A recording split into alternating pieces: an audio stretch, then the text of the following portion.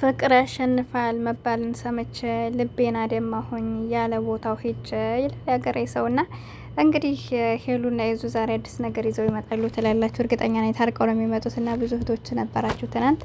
ያው ለድራማ ነው እንጂ አሁን ላይ ለድራማም ባይሆንም በቃ ሄሉ እኛ ሴት ልጆች ልባችን እንደ እንትናችን እየተንጠለጠለ ነው። ስለዚህ እነሱ በፍቅር አይን ካዩና እንመለሳል እያላችሁ እያሳቃችሁ የነበርና አዎ በነገራችን ላይ በምንወደው ሰው ላይ በአንድ ጊዜ ተስፋ መቁረጥ ከባድ ነው አይደለ? ይከብዳል። የምትወዱትን ሰው በአንድ ስህተቶች ማለፍ ግን ደግሞ ዛሬ በትንሽ ነገር ብንሰበርም ነገ ደግሞ ከዚህ የባሰ ነገር ነው። የሰው ልጅ ህይወት ሲጀምር ብዙ ነገር አለው፣ ብዙ መተሳሰር አለ። ልጅ ያስተሳስራችኋል፣ ቤተሰብ እንዲሁም ደግሞ ንብረት ያስተሳስራችኋል። የበለጠ ለዛ ሰው ቦታ ይኖራችኋል። በዛን ታይም ላይ እናንተ ማትወጡት ችግር ውስጥ ስለምንገባ አንዳንድ ጊዜ ሲያዩት ያላማረ ሲበሩት ያቅራል ያገሬ ሰውና መጀመሪያ ላይ አይታችሁት የማይሆናችሁ ነገር ከሆነ እነዚህ ነገሮችን ሳትገቡ መውጣት ይሻላል በማለት ነው እንጂ የምንወደውን ሰው በአንድ ስህተት እንለየዋል ማለት አይደለም። እና ታርቀውን ቢመጡ እንግዲህ አይገርምም።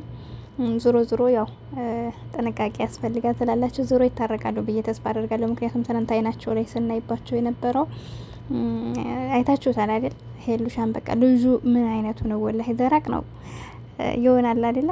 እሷን ለመመለስ ሲያስብ እንደዛ አይኗን እያየ ልቧን ሲያመካት ነበር። ግን ባለፈው ፊቱን አዙሮ እንኳን ለሷ ለኛ ደብሮን ነበረ እንዴት እንደነበረ ማለት ነው። እና ሁለቱንም ይችልበታል። እና ለማንኛውም አሰላሙ አለይኩም ወራህመቱላሂ ወበረካቱ። ውድና የተከበራችሁ ቻናል የቤተሰቦች እንዴት ናችሁ? ዲዳና ናችሁ? ሁሉ ሰላም፣ ሁሉ መልካም።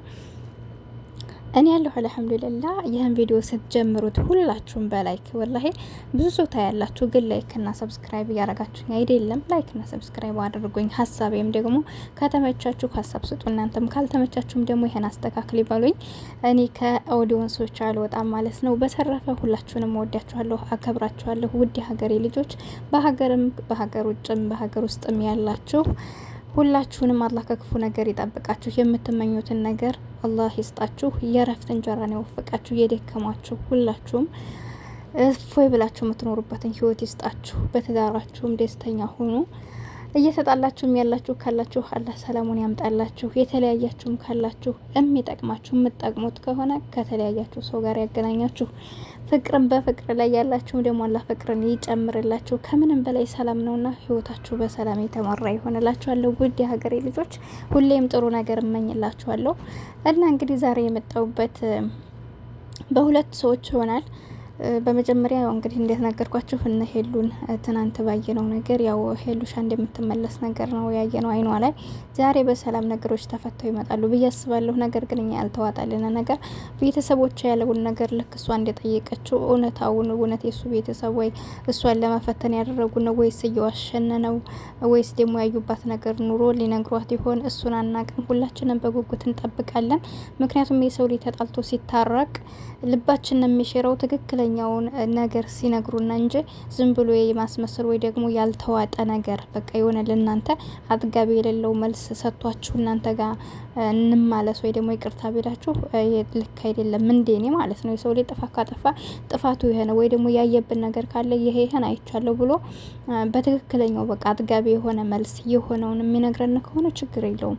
ይቅርታ ማለት የትልቅ ሰው ባህሪ ስለሆነ የመልካም ሰዎች ባህሪ ስለሆነ ማለት ነውና እኛ ስንት ስህተት እየሰራን ፈጣሪ ይቅር እያለን አይደለም።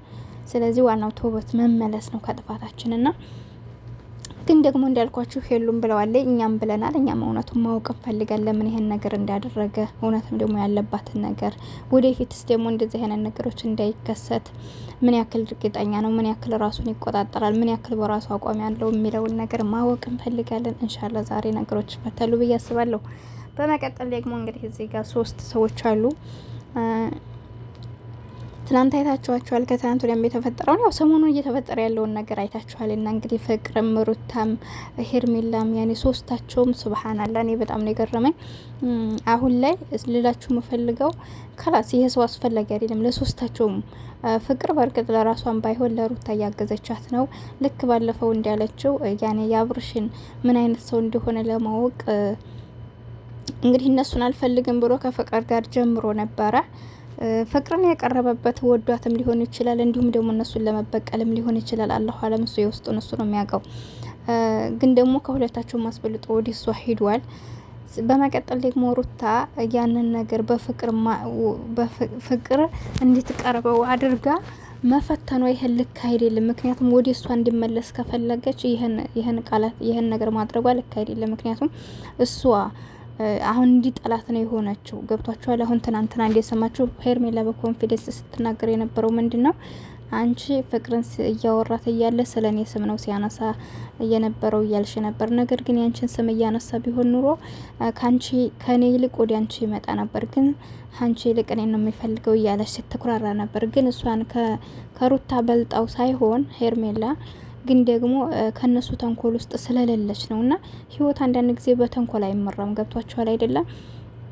እና ሩታ ያደረገችው ነገር ልክ አይደለም። የሰው ልጅ ወደ ህይወታችሁ ማንጣት ከፈልጋችሁ በጸብ፣ በተንኮል፣ በልህኝነት ሳይሆን በትዕቢት ሳይሆን በፍቅር በብልሃት ነው። ሴት ልጅ ብልሃተኛ ናት ይባል የለ እና ወንድ ልጅ ደግሞ በብልሃት ካልሆነ እንደዚህ በእንትን ግትር ባለ ነገር ሊሆን አይችልም። እና ሩታ ደግሞ እንግዲህ ካለ ነገሯ እንደዚህ አይነት ነገሮችን ትጠቀማለች። ይሄ ደግሞ ሰው ልጅ ይጎዳል እንጂ ሌላ ነገሮችን አያመጣም ማለት ነው። እና ለዛ ነው ወደ ሩታ ድጋሜ ያልተመለሰው። በመቀጠል ሄርሜላ ደግሞ እንደዛ አድርጓት እነሱ ጋር ትቷት ሲሄድ ፍቅርሽ በዝቶብኛል፣ አርፈሽ ተቀመጭ ካሁን በኋላ ብሎ ታንቋሿት ብዙ ነገር ብሎ ከነሱ በኋላ እንደሚሰጣት ቦታ እያወቀ አሁን ለሱ መበቀያ ሆና መቅረቧ ነው የሷ ምልክ ነው ብዬ አላስብም። ነገም ጧት ደግሞ ትቷት እንደማይሄድ ምንም ዋስትና የለንም። ምክንያቱም ትናንት ሄርሜላ በድለው አይደለም፣ እውነቱን ሁሉም ሰው ያውቃል። እኛ እንኳ ተመልካቾች እናውቃለን። ሄርሜላ ምንም ያደረገችው ነገር የለም እሱን ከመውደድ ከማፍቀር ውጭና ለራሷ ከማድረግ ውጭ ማለት ነው። ግን ደግሞ ያን ሁሉ ፍቅር ሳይታየው ረግጧት ሄዶ ዛሬ ላይ ሁለቱ በተንኮል ሴራ ይዘው ሲመጡበት እሷን መመለሻ እነሱን ማስደበሪያ ወይ ደግሞ መበቀያ አድርጎ ቀርቧታል። እንግዲህ አላህ ይሁናት ይሄ ነገር ስላልገባት ዞሮ ሄርሜላም የእነሱን ሀሳብ ያልተቀበለበት እውነት አላት። እነሷን ከህይወት ለማስወጣት ነው ብለው በአንደበታቸው ስለወጡ እነሱንም ለመበቀል ይሆናል እንግዲህ አብርሽን የቀረበችው። እናንተ አስመስላችሁ ከምቀርቡኝ እሱ በእውነተኛ ማንነቱ ቢጎዳኝ ይሻላል ብላለች። እና እነሱ የእውነት እንዴ ሴተኛ ከጎኗ ሆነው አብርሽን ከህይወታቸው ሶስታቸውን ማውጣት ፈልገው ቢሆን ሄርሜላ ልናስወጣ ነው ብለው ማለት አልነበረባቸውም። ውስጣቸውም ላይ እሷን ለማስወጣት ሳይሆን ሁላችንንም አይጠቅመንም ብለውም ካሰቡ ሶስታቸውም እጅ ለእጅ ተያይዘው ህይወታቸውን መምራት ነበረባቸው ብዬ ነው ማስበው። ግን ስህተት ስለሰሩ እንግዲህ እየተፈጠረ ያለውን ነገር አይታችኋል። ቢሆንም ግን ደግሞ አይጠቅመንም ለምንለው ሰው በልህ ተጋብተን የማንም መጠቀሚያ ከመሆን ከዛ ህይወት ውስጥ መውጣት መቻል አለብን ማለት ነው። አንዳንድ ጊዜ ሰው ልጅ እንጎዳለን ብለን ስናስብ ራሳችንን የምንጎዳ ልላችኋለሁ። በመቀጠል ምን ለማለት ፈልጌ የነበራችሁ ሁላችሁንም አላህ የተሻለ ነገር ይስጣችሁ እና ይሄን ይመስላል። ዙሮ በአዲስ ነገር እንመጣለን። ለማንኛውም ለቻናል አዲስ ከሆናችሁ ላይክ፣ ሰብስክራይብ እያደረጋችሁ አበረታቱኝ። ከጎን ሆናችሁ ለምታበረታቱኝ ውድ ሀገሬ ልጆች ከልብ ነው ማመሰግነው። ከክፉ ነገር አላህ ይጠብቃችሁ። እናወዳችኋለሁ፣ አከብራችኋለሁ። አብሬያችሁ የነበርኩት ሂቡ ነኝ። በቀጣይ ቪዲዮ እስከምንገናኝ አሰላሙ አለይኩም ወራህመቱላህ።